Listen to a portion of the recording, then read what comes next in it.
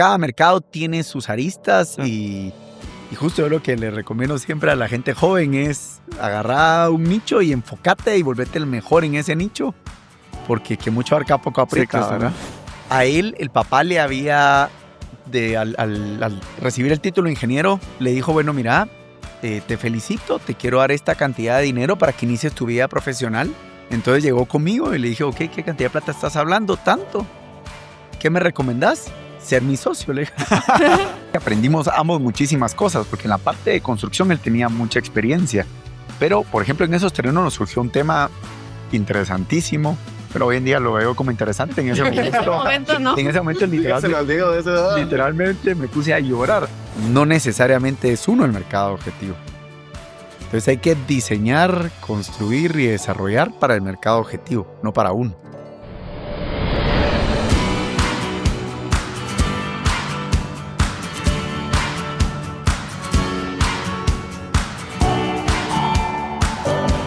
Presentado por Meikos.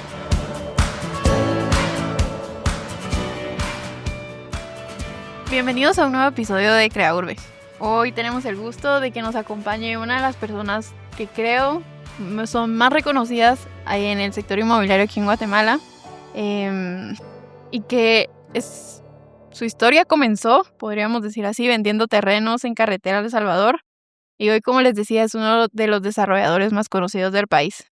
En esta conversación no queremos ahondar tanto en tema de proyectos, sino más bien conocer cómo los fracasos enseñan al final un poco más que los éxitos, podríamos decir. Y al final, ¿quién está detrás de Idea Central? Así que muchas gracias, Diego Flores, por acompañarnos hoy. Muchas gracias a ustedes por la invitación. Siempre es un gusto verlos. Y también nos acompaña Braulio Palacios, editor de empresa. Muy buenos días o buenas tardes, dependiendo de la hora en que vayan a escuchar el podcast. Bienvenidos, y igual, principalmente Diego, bienvenido. Alguien que, como menciona María José, no solo es un referente dentro del sector inmobiliario, sino también es una de las fuentes que uno más consulta, porque conoce mucho del sector, pero más allá de eso, también es una persona de la que uno aprende otros temas, y quienes hemos tenido la oportunidad de conversar con él en espacios mucho más íntimos, lo sabemos muy bien. Bienvenido, Diego. Muchas gracias. Diego, yo quería empezar la conversación con sus inicios y preguntarle en qué momento usted sintió que estar dentro del sector inmobiliario era lo suyo. Digamos, que usted dijo, esto es para mí y esto es lo que quiero hacer de aquí en adelante en mi vida. Pues les cuento que crecí en una casa donde es lo que vivimos desde pequeños.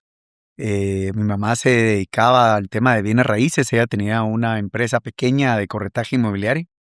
Entonces fue lo que vimos todo nuestro crecimiento, toda nuestra niñez.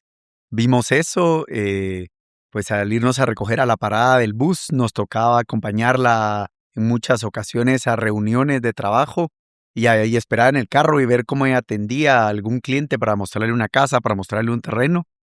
Y así en la casa escuchar pues cómo estaba haciendo ella el cierre de un terreno, cómo estaba haciendo ella el cierre de una casa, y nos fue dando un poquito de inquietud del tema, hasta el momento que, pues a los 16 años, yo le pedí trabajo.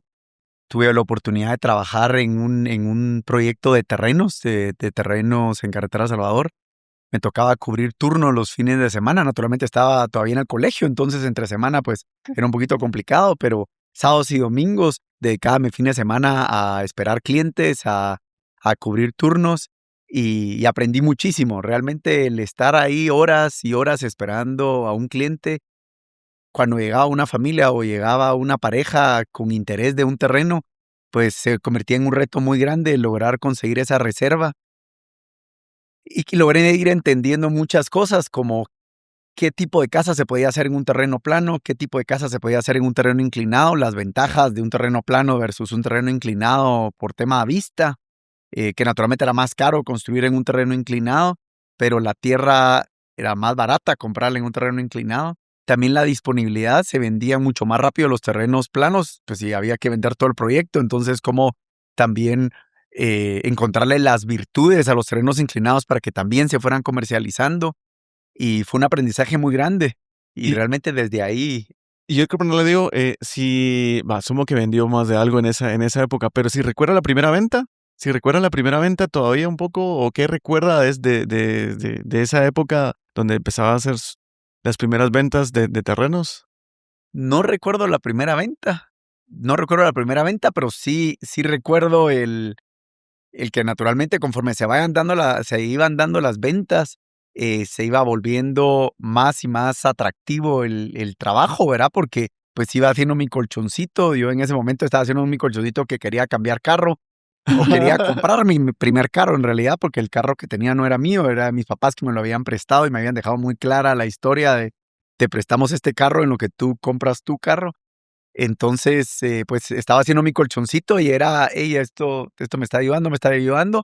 Hasta, gracias a Dios, antes de los 18 años logré comprar mi primer Pero sí carro. recuerda qué carro era. Sí, recuerdo muy bien. Fue una Mitsubishi Montero de 2 puertas.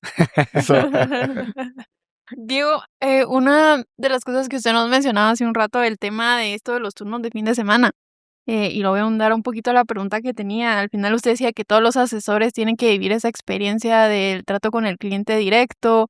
Em, Sé que estaba en el colegio, pero o sea, ¿cómo nació eso de decir, voy a decirlo entre comillas, sacrificar mi fin de semana? Uno que dice como que, ay, el fin de semana de joven, me imagino, pues lo usa para otras cosas. Eh, no sé si fue algo que sus papás le dijeron, nació por voluntad propia, y lo uno un poco a la pregunta de quién fue la persona que más le ha enseñado en este oficio. Pues realmente fue un reto personal por el hecho de que comencé a ir en el carro de mis papás, el que me prestaron al colegio. Ya, pues a los 16 años, gracias a Dios, nos habilitaron un área en el parqueo del colegio donde podíamos llevar carro. Y pues yo iba con el carrito este viejo y mis amigos comenzaron a agarrar con carros nuevos. Entonces llegué a la casa y hey, yo quisiera un carro nuevo. Mis amigos tenían con carro nuevo. Recuerdo muy bien, en esa época el Chevy Hoy y el Chevy Monza era el carro de moda y todos llegaban con el Chevy Hoy o con el Chevy Monza. Y mis papás me dejaron muy claro de, mira, tú puedes comprar el carro que querrás, Chevy o la marca que te guste, con tu plata el día que tú trabajes y que sea tu dinero. Para mientras el carro que tienes no es tuyo y te lo estamos prestando mientras no tengas un carro. Entonces se volvió un reto personal. En ese momento, pues les pedí trabajo a ambos. Mi papá trabajaba para una transnacional, pues él era empleado, no me podía dar trabajo. Y mi mamá sí tenía su propia empresa. Entonces ella me dijo, mira, te doy con mucho gusto trabajo vendiendo. Y mi siguiente pregunta fue, pero ¿y a qué hora voy a trabajar si tengo que estudiar? Y ella me dijo, mira, los fines de semana, en lugar de estar perdiendo el tiempo con tus amigos, puedes generar ingresos y con eso comprar tu vehículo. Y así fue. Y le agradezco mucho. Sí, el efecto que iba a tener para el resto de su carrera profesional. Bueno, sí, ¿no? Y sobre todo que realmente eso fue el inicio, fue el vehículo. Y luego cuando iba a cambiar ese vehículo, porque yo seguí trabajando naturalmente, y cuando iba a cambiar ese vehículo fue la lección más grande, porque fue cuando me paró y me dijo, mira, ¿qué vas a hacer? ¿Para qué vas a comprar otro carro si el carro que tenés está bueno? Anda e invertí en tu primer terreno. O sea, si realmente... Cambió el segundo carro por un terreno. Claro, Técnicamente. o sea, en lugar de hacer un upgrade de carro, hice mi primer enganche de tierra. Claro. ¿Y qué edad tenía? Ahí ya tenía 19 años, ya estaba en primer año de la U. Estaba en primer año de la U cuando enganché mi primer terreno. Y ahí, pues, y toda la universidad, yo seguí trabajando. Realmente ahí trabajaba con mi mamá y trabajaba con mi tía.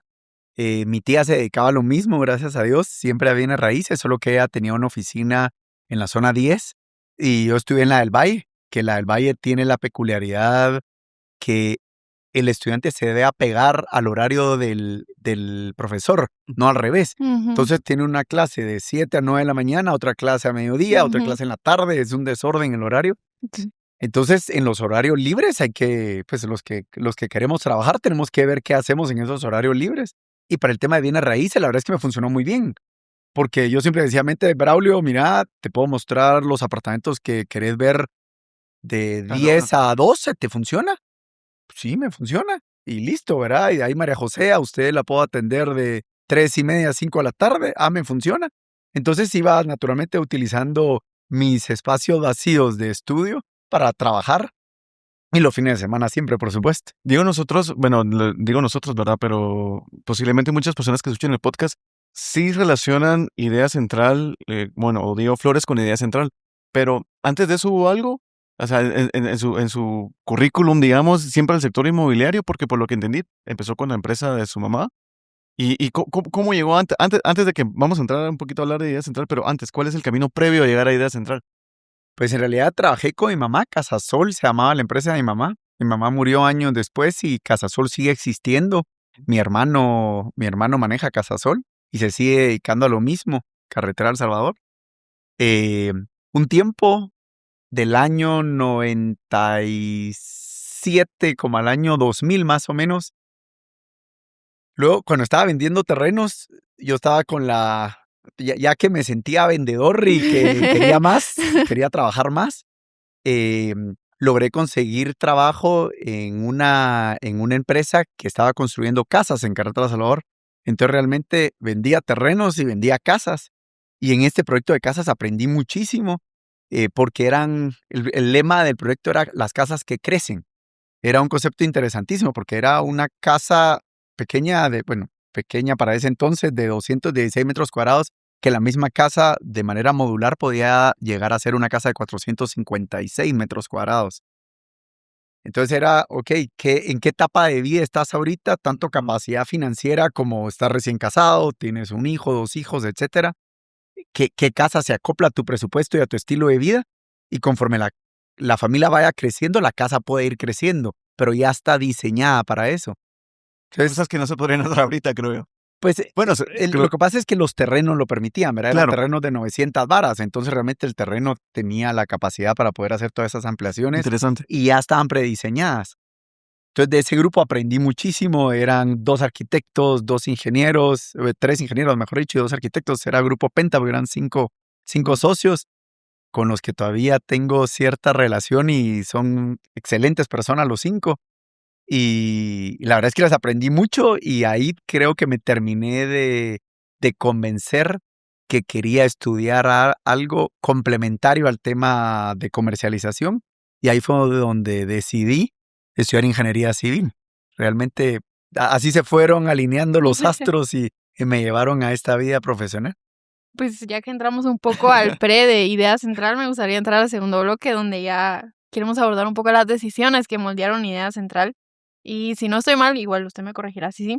Entiendo que en 2004 es que da el salto del corretaje al desarrollo con Vía Italia 1.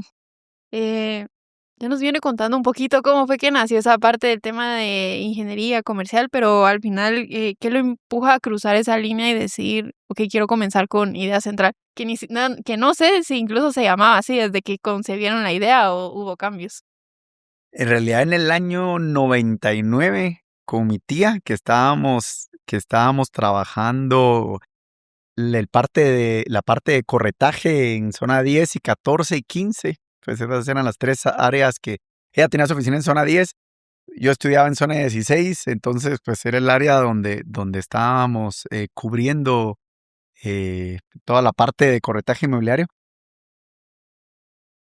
Ahí ella ya tenía una sociedad armada y me dio participación y fue la primera sociedad que tuvimos juntos que se llamaba FIMSA. Y realmente FIMSA fue con la que operamos la parte de comercialización del año 99 al año 2007 más o menos. En el año 2004 efectivamente inicia la parte de desarrollo inmobiliario, que realmente ahí inició ya con la parte de desarrollo, pero realmente inició con la conceptualización e inició con la parte de capitalización del año 99, cuando enganché mi primer terreno. Porque yo fui comprando terrenos del año 99 al año 2004, que fueron los 5 años que me tardó mi ingeniería civil en la del Valle. Pues iba pagando con mi trabajo desde primero el enganche, después logré que me dieran financiamiento para terminar de pagar, lo logré pagar relativamente rápido cada uno de estos terrenos, gracias a Dios, durante esos 5 años logré hacer 7 terrenitos, y en ese año, en el año 2004, un amigo de la universidad me presenta a otro amigo, que, bueno, otro ingeniero que yo no conocía, ahora pues se convirtió en amigo, ¿verdad? Pero en ese momento no lo conocía. a él, el papá le había, al recibir el título de ingeniero, le dijo, bueno, mira, te felicito, te quiero dar esta cantidad de dinero para que inicies tu vida profesional. Ya sos un ingeniero, ya no quiero que vayas a ser un empleado, quiero que armes tu propia empresa y pues y te quiero dar esta cantidad de dinero para que empieces tu vida profesional. Entonces este amigo que nos conectó le dijo, mira, tenés que hablar con Diego. Diego te va a poder recomendar qué hacer con tu plata, dónde invertirla y cómo poder multiplicarla. Entonces llegó conmigo y le dije, ok, ¿qué cantidad de plata estás hablando? Tanto. ¿Qué me recomendás? Ser mi socio. Le dije, fíjate que yo tengo estos 7 terrenos y hoy había ido a tocar puertas al banco para que me dieran un crédito para desarrollar. Y me habían dicho, miren, la garantía es buena, pues la capacidad de pago sería suficiente para el crédito y así empezamos a construir. Pues ahí construimos 7 casas y fue un aprendizaje muy grande porque ahí naturalmente que estábamos aprendiendo ambos, llegaban clientes, mire, yo ya tengo el terreno, ¿me construyen? Por supuesto que le construimos. Tuvimos la oportunidad de construir 2 casas afuera del proyecto que estábamos haciendo, porque ahí lo que queríamos era trabajo, ¿verdad? Claro. Y aprendimos muchísimo, o sea, ya se imaginarán, de repente estábamos a media obra y faltaban tornillos porque no habíamos hecho bien el cálculo, corriendo a Semaco a comprar unos tornillos, o sea, fue un aprendizaje muy grande en la parte de construcción, pero también me di cuenta que no me gustaba construir por el trato, o sea, mi socio, él sí venía de la rama full de construcción, el papá era constructor y conocía ese trato a la gente de la construcción, que no era el trato a los clientes y la verdad nunca me acoplé a eso, nunca me gustó ese trato. Hoy en día lo he visto en las obras, ha cambiado muchísimo. Hoy en día incluso en las obras hay muchas mujeres y el trato es muchísimo más respetuoso. En ese momento no era un trato respetuoso y a mí no me gustó y la verdad es que esa fue parte por la que me alejé de la parte de construcción y me dediqué a la parte de desarrollo, ¿verdad? Me parece un poco curioso, digo, porque yo quería, ahorita que usted estaba platicando, yo dije, ay, no le pregunté qué pasó con ese terreno que él empezó a enganchar a los 19 años. Y quería preguntarle un poco si, pues me imagino que obviamente, digamos, la primera, o sea, el primero que compró, no sé si nació con la idea de que quería desarrollar ahí, que fue como, es para mí, o sea, como de, si fue una idea que se fue desarrollando ya cuando tuvo los 7, dijo, ok, vamos a hacer esto, como nos cuenta en la historia. Y también si fue difícil o no convencer a su amigo de que invierte aquí. Y no sé si alguna vez incluso tuvo la oportunidad de hablar con el papá de su amigo. Fíjese que no tuve la oportunidad de hablar con el papá porque el papá murió y justo había dejado pues como esta plata destinada a que los hijos pudieran ser empresarios. Realmente el convencerlo pues llevó su tiempo. No considero que fue difícil. Solo fue un proceso como el de cualquier venta. Sí, porque la hizo el vendedor técnicamente. Y la verdad es que respondiendo el tema de para qué compré el terreno, sí lo compré desde el inicio pensando en algún día desarrollar algo. Y pues la verdad es que fue que, mira, hay que hacer esto, ok. O sea, fue hasta donde creo que si no hubiera aparecido en ese momento este amigo y no me hubieran dado el préstamo, posiblemente hubiera seguido comprando terrenitos, que era lo que me había funcionado. Yo le quería preguntar, ¿qué cree que fue la decisión más arriesgada viendo en retrospectiva? El querer empezar a vender terrenos a los 16 años, querer comprar un terreno a los 19, o hablar con esta persona y decir, bueno, aquí hay una oportunidad de que yo pueda construir con un partner. ¿Cuál cree que fue la decisión más arriesgada? El asociarse, o sea, definitivamente el asociarse pues hoy en día nosotros tenemos muchísimos socios, pero siempre una sociedad es como un casamiento, como un matrimonio no es fácil, cada persona somos diferentes y hay que llegar siempre a un camino intermedio, ¿verdad? Porque cada quien cree que su verdad es la verdad. Es cierto. Y es difícil y tampoco hay que tratar de, y esta es la verdad, sino que, ok, busquemos una verdad que nos funcione a ambos y vamos para adelante, ¿verdad? Lo importante es que el fin es el mismo, ¿verdad? El fin es lograr construir algo que quede lo mejor posible y bueno que colocarlo. los dos, a pesar de que tenían perfil de ingenieros, usted tenía como la parte más hacia el lado comercial y él tenía más a la parte constructiva. Entonces, realmente en el fondo había Se se complementaban, claro. Totalmente, totalmente. Y bueno, les digo que aprendimos ambos muchísimas cosas, porque en la parte de construcción él tenía mucha experiencia. Pero, por ejemplo, en esos terrenos nos surgió un tema interesantísimo, pero hoy en día lo veo como interesante. En ese En ese momento, momento no. en ese momento literalmente me puse a llorar. Ahorita les voy a contar. Llegamos, contratamos la máquina para hacer las plataformas, o sea, los terrenos yo los había ido comprando y tenían incluso hasta monte y pues no eran totalmente regulares, ¿verdad? Eran bastante planos, pero no totalmente regulares.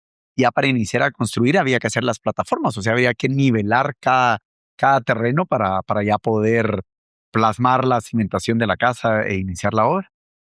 Hicimos los cortes de las 4 plataformas.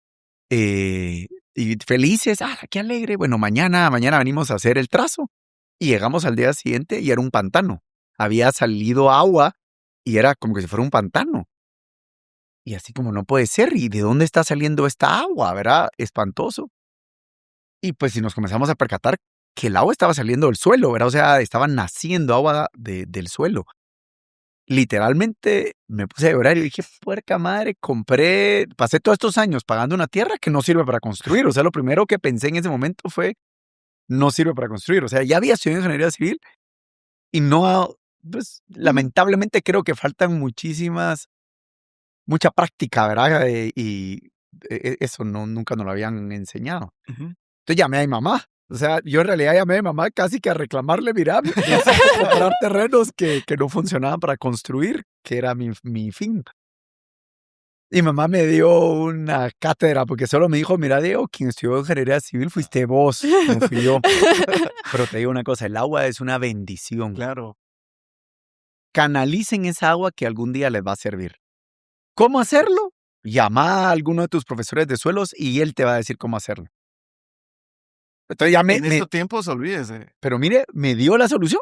Llamar a alguien que supiera, ¿verdad? Entonces, efectivamente, llamamos al profesor y el profesor nos dijo, miren, señores, eso es muy sencillo. Ese es el nivel freático, ahí debe estar alto.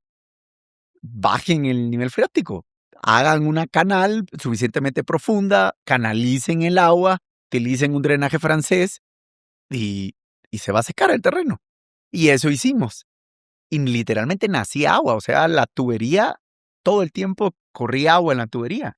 Entonces ahí me vino las palabras sabias de mi mamá de que algún día podíamos usar el agua. Entonces dijimos, mira, ¿y si hacemos un estanque como para que esta agua eventualmente, porque era agua limpia, o sea, la gente de la obra la utilizaba para tomar, dijimos, eventualmente hasta las mismas casas podrían tener una fuente de agua limpia, o sea, porque originalmente la habíamos conectado a los drenajes del condominio, ¿verdad? Entonces hicimos una cisterna de agua, comenzamos, y el rebalse de la cisterna pues estaba conectada a los drenajes, pero comenzamos como a aprovechar esa agua.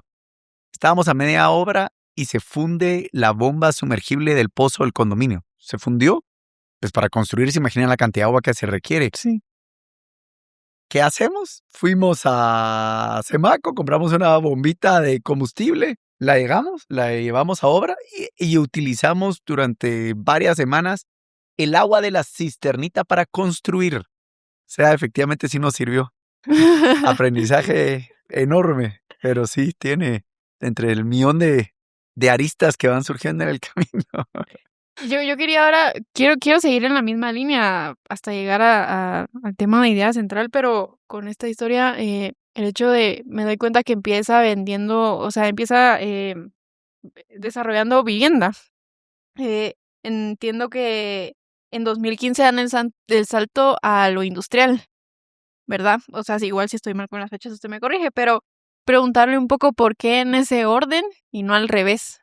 O no sé si era porque venía obviamente mucho del tema de la familia, un tema de vivienda, casas, que fue como, ok, lo que conozco, lo que sé primero y luego entro al otro, o hubo alguna otra razón.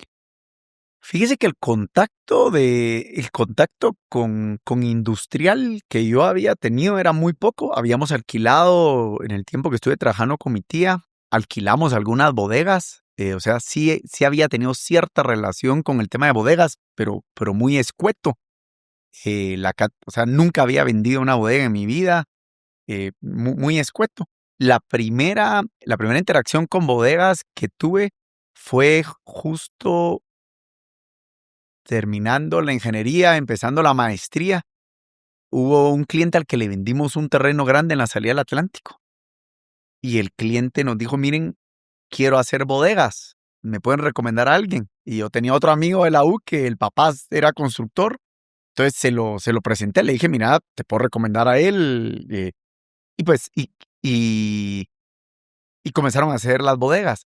Entonces ahí me involucré bastante porque pues había hecho la recomendación y además teníamos nosotros la responsabilidad de comercializar las bodegas. Entiendo. Entonces ahí la verdad fue la primera vez que tuve bastante interacción con el tema de bodegas y la verdad es que me gustó.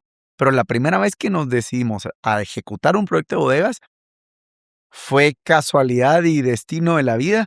Realmente nosotros hicimos un proyecto de apartamentos en la zona 12. Fue el primer proyecto de apartamentos que hicimos, que también por azares del destino fue donde nos alcanzaba para comprar tierra. Compramos un terreno y luego nos asociamos con unos constructores para hacer un proyecto de apartamentos. Y realmente por ser un segmento que no conocíamos, nosotros realmente siempre estuvimos enfocados en zona 10, 14, 15. Ujú. Era un concepto un sector que no conocíamos. Contratamos un estudio de mercado y el estudio de mercado nos dijo, miren, los apartamentos que buscan los estudiantes de la Universidad de San Carlos son apartamentos más o menos con estas características. Deben de ser 2 camas, baño propio, un lugar donde poder estudiar, algún tipo de escritorio. Eso es lo que buscan, ¿verdad? Porque normalmente vienen del interior y vienen o primos o amigos, pero normalmente vienen en parejas, no vienen solos. Entonces hicimos un proyecto pensado con ese estudio, totalmente enfocados en eso. Y resulta que cuando comenzamos a colocar el proyecto, no era así. O sea, la gente venía, aunque viniera con alguien más, cada quien quería su independencia, cada quien quería su habitación. Entonces el modelo financiero, la verdad, no muy nos funcionó. Y mientras teníamos en construcción este proyecto, nos habíamos hecho de un segundo terreno justo pegado a la Universidad de San Carlos. Pensando que este proyecto iba a ser un éxito, pues el otro dijimos todavía más cerca de la universidad, va a ser todavía mejor ubicación. Este no fue exitoso. Entonces teníamos y así, ¿qué hacemos con este terreno? Y ese terreno tenía unas bodegas viejas. En ese momento acudí a otro amigo de la universidad, un amigo con el que empezamos nosotros a hacer todo el tema de bodegas posterior a esta historia. Con este amigo llegué y le dije, mira, ¿qué se te ocurre que pueda hacer con estas bodegas en lo que tramitamos la licencia? Dijo, mira, esta es una rezanada muy sencilla, pero mira, y que el concreto es viejo y pues si la lámina, hombre, aquí una buena pintada y te prometo que se van a alquilar rapidísimo. Y así fue. O sea, fue una rezanada mínima la que se le dio a las bodegas y rotulito de alquilo afuera y se comenzaron a alquilar y mira, y necesitamos más área. Entonces tenía una parte de terreno sin construir en la parte de atrás, hicimos otro par de naves, se alquilaron rapidísimo. Puchica, ¿qué está pasando? ¿Por qué? ¿Por qué esa demanda? ¿Por qué esa demanda? Y alquiladas comenzaron a aparecer propuestas de compra. Nosotros las teníamos alquiladas pensando mientras tramitábamos licencia poder recibir un poquito de plata. ¿Cómo así de compra? Sí, alguien que las quiere comprar ya alquiladas. Bueno, cuando te compran vende, dice el dicho. Entonces vendimos y con eso nos fuimos a comprar con este amigo un terreno a Palín, ¿verdad? Porque pues con lo que compraron aquí por un terreno pequeño, en Palín nos alcanzaba para un terreno grande. Sacamos un apalancamiento a largo plazo. Ahí ya nos prestaban plata, gracias a Dios. y empezamos a hacer bodegas, ¿verdad?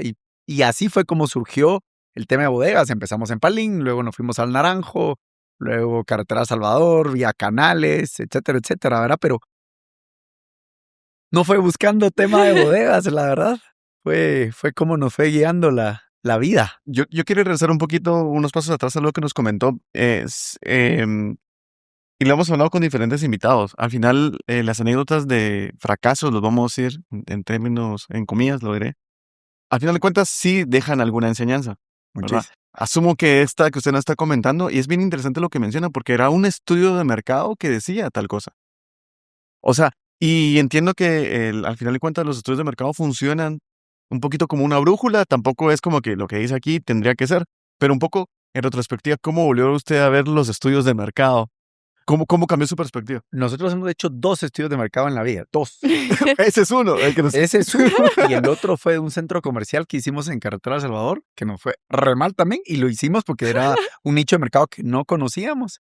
Y nunca nos habíamos metido al tema comercial. Fue la primera y única vez que nos hemos metido al tema comercial. Y como no conocíamos, nuevamente dijimos, acudamos a un estudio de mercado para que nos diga qué tamaño de locales comerciales hay que hacer, ¿verdad? Si no, ¿qué hacer? Y tampoco funcionó. O sea que la moraleja es, me dedico a lo que sé hacer. Exactamente. Y pues si nosotros la verdad es que, por eso en la parte de vivienda, nosotros hemos hecho muchísimos proyectos en zona 10 y 14. Ni siquiera hemos querido incursionar a zona 15. Nos hemos quedado enfocados en zona 10 y 14 porque son mercados que conocemos a la perfección y nos sentimos cómodos, ¿verdad? Cada mercado tiene sus aristas y justo yo lo que le recomiendo siempre a la gente joven es agarrar un nicho y enfócate y volvete el mejor en ese nicho, porque que mucho abarca poco aprieta, ¿verdad? Y previo a, y eso voy a unir con mi siguiente pregunta, previo a tener, digamos, esta, bueno, ni siquiera le voy a poner comillas, mala experiencia con los estudios de mercado, no sé si era algo que a lo que voy es, digamos, qué creencia suya del mercado guatemalteco, digamos, que tuvo que, voy a decir, tirar a la basura porque se equivocaron después de hacerlo. O sea, no sé si hay algo, no sé si puede ser eso incluso o hay otra historia. Pues no entendí muy bien su pregunta, pero de cómo tienen la Digamos que las información los sí, estudios de mercado. no. Me refiero que, digamos, un desarrollador, me imagino, tiene como muy en la mente de que los estudios de mercado me funcionan para esto y esto, como usted nos contaba. Yo no sé si después de eso, obviamente, las 2 experiencias fueron malas y tuvo que dejar de creer en ellos, o qué creencia del mercado guatemalteco después de tantos años desarrollando tuvo que tirar a la basura porque no era lo que usted creía que era. Hay como muchos mitos, digamos, de los que uno puede partir como cuando uno es como empezando en el mercado y decir, ok, los estudios de mercado me pueden servir. Y después resulta que en mi experiencia no funciona, esta creencia no la aplico para mí. ¿Hay algunas otras creencias que usted tuvo en el camino que dijo, las voy a ir desechando? En realidad nosotros creo que la peculiaridad que tenemos es que venimos de comercial a desarrollo, ¿verdad? Creo que somos los únicos por el momento que hemos ido en ese orden, transición, ¿verdad? La mayoría de desarrolladores van de construcción a desarrollo. O sea, empiezan como una constructora y de repente dicen entre el crecimiento, ok, ¿cuál debería ser el siguiente paso? ¿Verdad? ¿Cómo puedo ir ganando mercado? Entonces, incursionan en la parte de desarrollo. Entonces, creo que para alguien que no conoce el mercado porque no viene de ahí, creo que le funciona más que para alguien que viene del mercado a la parte de desarrollo. O sea, nosotros en zona 10 y 14, como todo el tiempo tenemos contacto con los clientes directos, sabemos, en este momento hay una necesidad grande de apartamentos con área de mascotas, por ejemplo, o con cuarto de servicio. En algún momento que sacamos un proyecto donde todos los apartamentos tenían cuarto de servicio. O sea, va cambiando un poquito el mercado, ¿verdad? La necesidad y qué producto está escaso, donde está ese nicho para poder entrar. Y realmente al tener esa información de primera mano con los clientes, no hay necesidad de un estudio de mercado. Creo que por ahí es donde nosotros nos hemos ido enfocando, y lo mismo hemos hecho con las bodegas. Realmente con los clientes cuando comienzan a decirnos, mira, queremos algo en Carretera El Salvador, fue cuando nos fuimos hacia Carretera El Salvador. Luego ahorita los clientes, miren, queremos algo cerca de la Antigua, en la RN14, pues ahí estamos haciendo nuestro primer proyecto en la RN14, pero vamos ya con ciertos clientes potenciales en busca de cumplir las necesidades de estos clientes, no un poquito sin brújula a ver, encontrar y ok, ¿qué hago aquí? Ya tengo la tierra y a descubrir qué puede funcionar en ese punto, ¿verdad? Algo que se marca en la historia y que hemos ido escuchando de lo que nos ha compartido es justamente esa parte, cómo lo comercial, o sea, estamos hablando de un joven que empieza a vender terrenos, después se vuelve ingeniero, pero esa parte inicial comercial en su vida profesional, o sea, sí marcó el rumbo al final de cuentas. Y como usted dice, es un ingeniero que al final de cuentas es más comercial. Totalmente. O sea que lo suyo es más el plano, perdón, es menos el plano, más la negociación. Entonces, Idea Central eso es hasta la fecha. O sea, Idea Central realmente es una empresa de comercialización que está metida en el desarrollo de un montón de proyectos, gracias a Dios, para tener más producto que comercializar. Nuestra fortaleza más grande es el brazo comercial y nuestro activo más grande, nuestros clientes recurrentes, ¿verdad? Yo digo, quería preguntarle también, nos compartió un montón nos compartió la anécdota de su mamá cuando le dijo, mira, puedes hacer esto. Incluso durante varias etapas de su vida su mamá le aconsejó. Pero ¿hay algún consejo que usted ignoró en su momento y después con los años tuvo que admitir que habría que haber tomado ese consejo? No sé si alguien le dijo, no voltees a ver los estudios de mercado, por ejemplo. La verdad es que de consejos creo que me considero alguien que Escucha. que trata de escuchar y de aprender siempre, así que creo que eso no. Creo que en las 2 ocasiones que nos dimos contra la pared fue por tratar de ir a conocer mercados en los que no teníamos ninguna idea y creer ciegamente. Yo creo que un estudio de mercado para utilizarlo de Sí. guía no dudo que funcione. Creo que el error nuestro fue tomarlo al pie de la letra, creer que era la Biblia y que había que seguirlo al pie de la letra. Creo que por ahí fue el error en ambos casos. Y pues, yo tengo 2 maestrías, pero esas las considero otras 2 y son las más caras.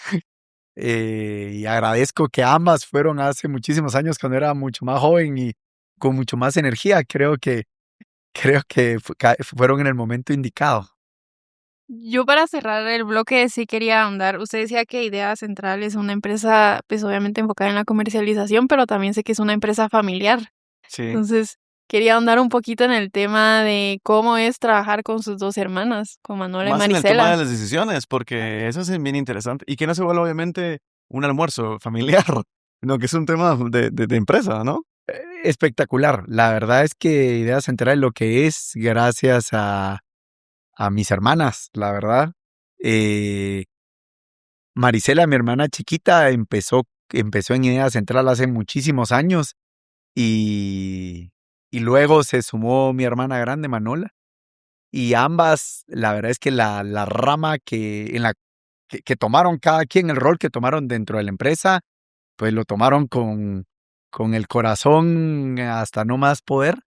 Y entre los 3 las decisiones importantes las tomamos entre los 3. Naturalmente, siempre que es entrar a un nuevo proyecto, que es una responsabilidad muy grande, cada proyecto es un nuevo hijo.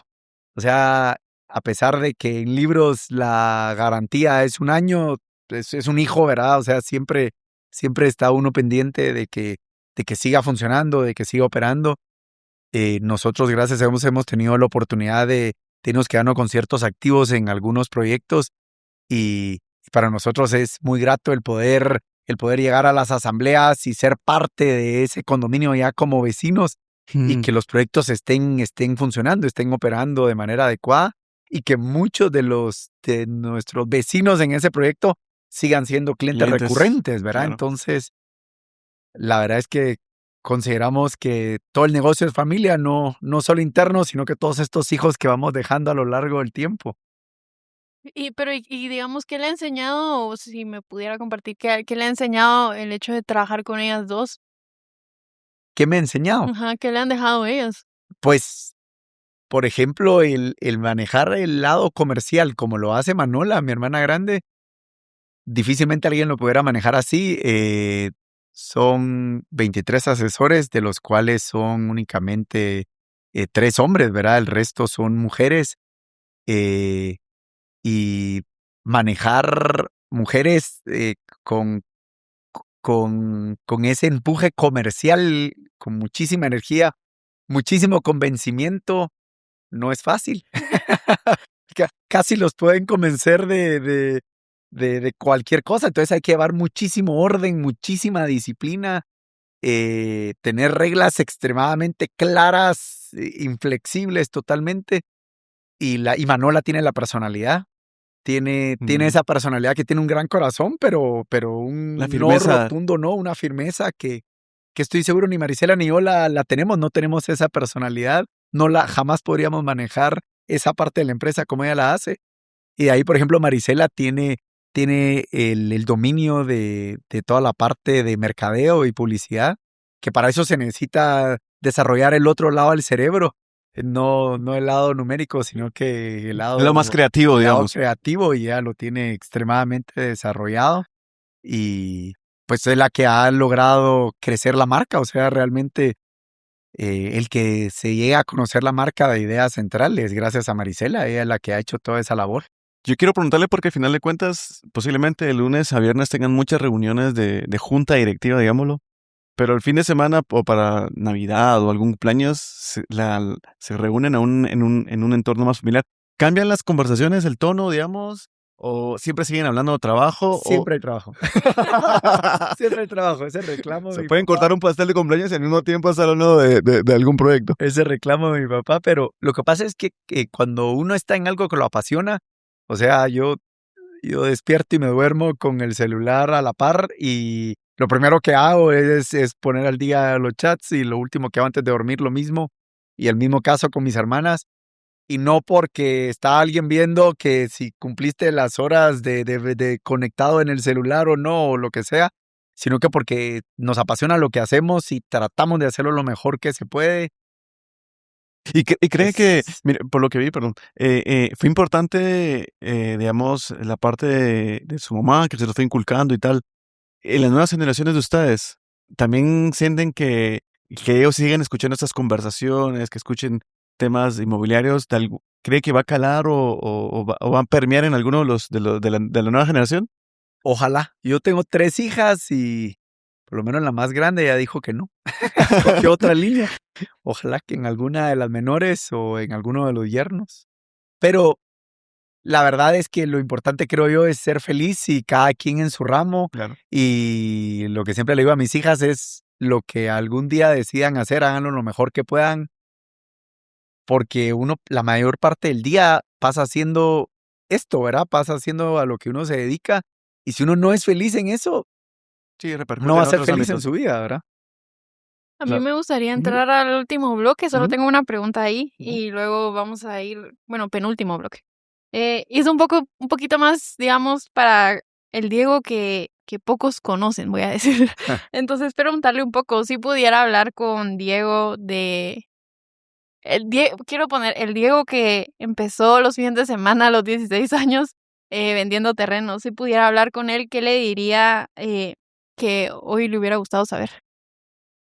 Que hoy me hubiera gustado Sí, saber. ¿qué le diría Que a le ese hubiera gustado Diego? a él saber, a ese Ah, Diego de 16 años. No voy a decirle los estudios de mercado. Ah. Que esa enseñanza, que viva la experiencia. La verdad es que el par de veces que dudé si lo estaba haciendo bien, solo perfecto. Hay que animarse. La verdad es que sí, la verdad es que no, hoy en día viendo para atrás no me arrepiento de todos esos fines de semana. L- La verdad es que muchos fines de semana que estuve sentado esperando clientes y que no llegaron durante uno de los 2 días, y el día que sí llegaron 1 o 2, y dentro de mí pensaba, puchis, perdí todo mi fin de semana, no me fui con mis amigos a la playa o a la Antigua o el plan que hubiera habido por estar aquí trabajando. Doy gracias a haberlo hecho, y creo que realmente lo que le digo a mis hijas siempre, creo que hay que empezar joven porque es cuando uno tiene más energía. Ujú. Y esa energía hay que canalizarla bien, hay que canalizarla para el trabajo, hay que canalizarla para lo que uno realmente quiere hacer en la vida, porque pasan los años. La verdad es que cuando uno ve, pues, cuando va bajando la energía, ahí es donde uno va sintiendo que los años van calando, y hay que aprovechar bien esa energía. Pasamos al siguiente bloque pero la dinámica se le explica mucho mejor que yo, la verdad. Tenemos una dinámica aquí en el podcast que es de preguntas rápidas, respuestas rápidas. No quiere decir que tenga que correr con la respuesta, pero la idea es que obviamente yo le digo Lo una primero que frase venga a la y lo mente. primero que se le venga a su mente. Entonces, a mí me gustaría empezar este bloque diciéndole una zona de Guatemala que cree que puede sorprender en los próximos años. Carretera Salvador. ¿Por qué cree que no perdió eso? Es una pregunta de la pregunta, pero ¿por qué cree que no pierde esa carrera Salvador mencionada? Ya su mamá lo hacía en los años 80. Está resurgiendo Carretera Salvador. Lo que pasa, Carretera Salvador, es que ya tiene muchísima vivienda, ya tiene muchísimos colegios, ya tiene muchísimos centros comerciales. Lo que falta en Carretera Salvador son más fuentes de trabajo, Sí. que es lo que están llegando con las bodegas, gracias a Dios. Ok. Y ojalá lleguen cada vez más edificios de oficinas también. O sea, realmente vivir en Carretera Salvador es un privilegio. Está el mejor clima, o sea, de lo que tenemos cerca a la ciudad, es donde está el clima más agradable. Entonces, el hecho de poder vivir en Carretera Salvador, trabajar en Carretera Salvador y que los niños estudien en Carretera Salvador está hecho. No tener que atravesar la ciudad, que es donde sufrimos del tráfico, ¿verdad? Claro. Yo quiero preguntarle un mito al sector inmobiliario guatemalteco que le gustaría desmontar si estuviera en sus manos. Desmontar. O sea, desaparecer algún mito de los urbanos que existen en Bueno, el sector inmobiliario que a usted le gustaría quitar del... Pues realmente el tema del soy nailing, realmente existe muchísima duda con el soy nailing y lamentablemente se ha vuelto inclusive en un método de extorsión, ¿verdad?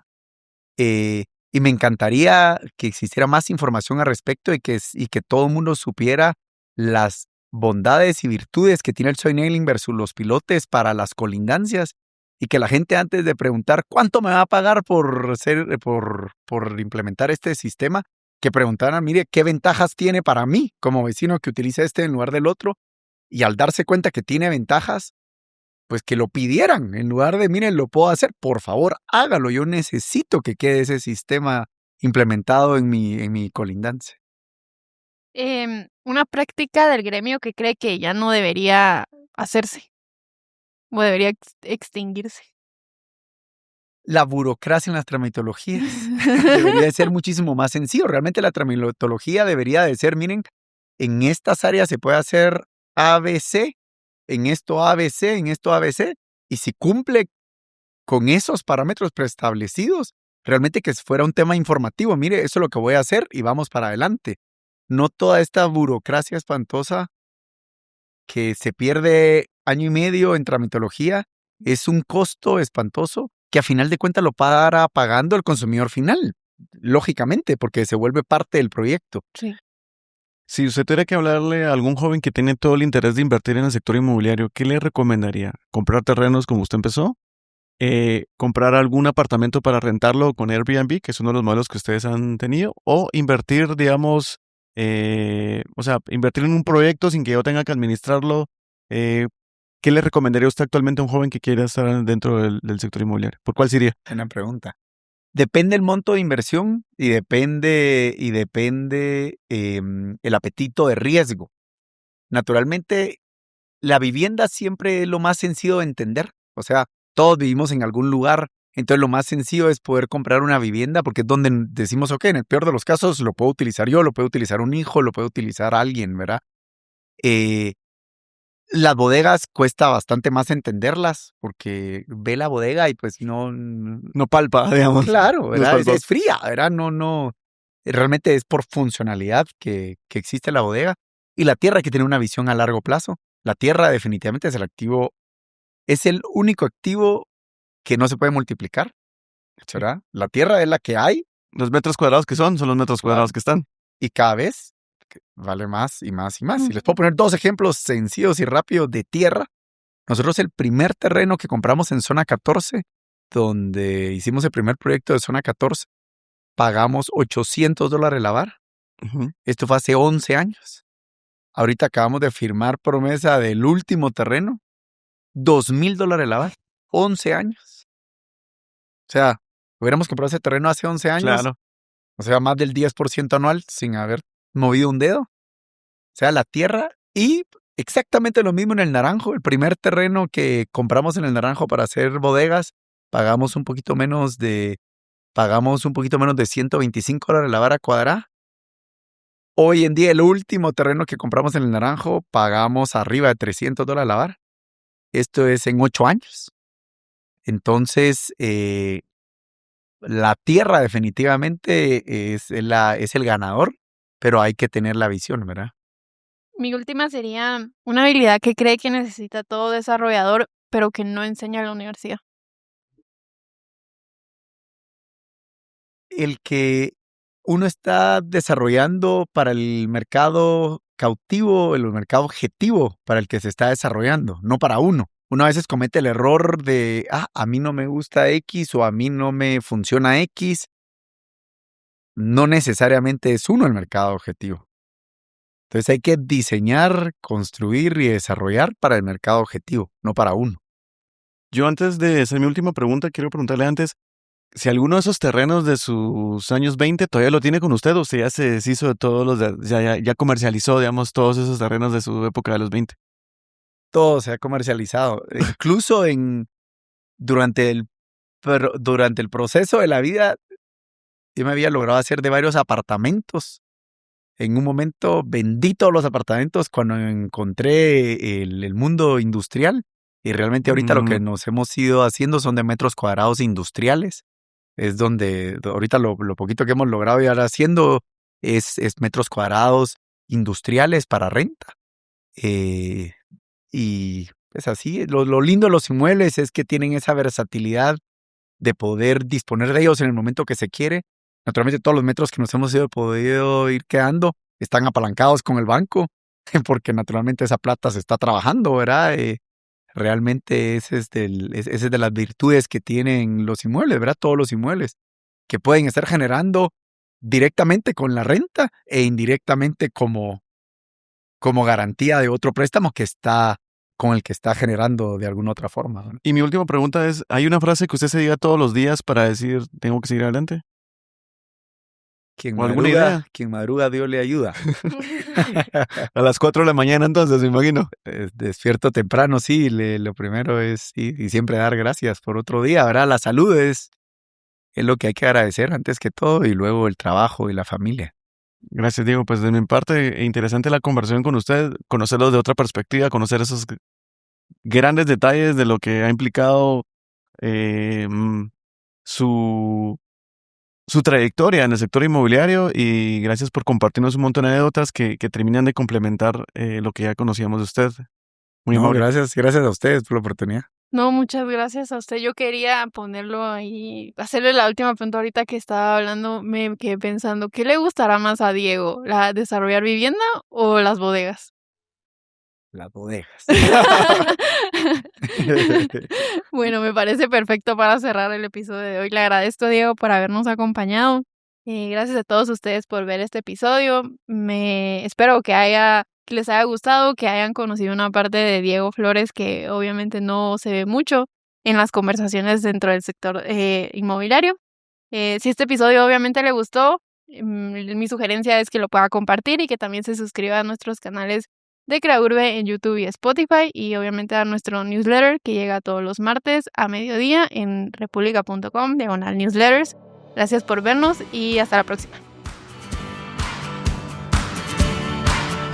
Presentado por Meikos.